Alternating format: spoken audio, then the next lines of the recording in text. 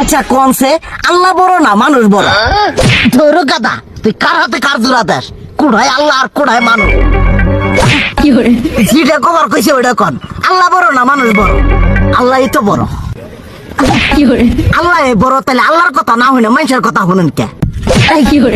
কি কইতাছস? কি আর আল্লাহর কথা মানে না মানুষের কথা মানে? হ্যাঁ, কি আর মানুষের কথা শুনেন তাই না? আমনে যে ওই দিনকে ডায়াবেটিসের রোগ নিয়ে যে হাসপাতালে গেলেন, ডাক্তার আপনার কত কিছু খাবার না করলো, সব কিছু না খাই এখন চলতেছেন।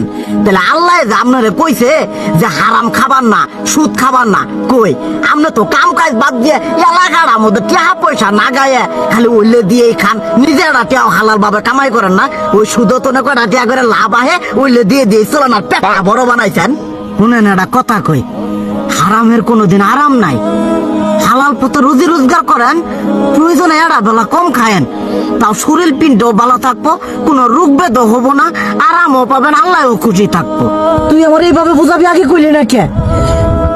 আসলে এই বিষয়টা তো আমি কখনো মাথায় এইভাবে নিইনি যে আমাদের কখনো ডাক্তার নিষেধ করলে ঠিকই আমরা নিষেধ মানি, কিন্তু উপর আল্লাহ যে কত কিছু নিষেধ করে দিয়ে সেটা মানি না।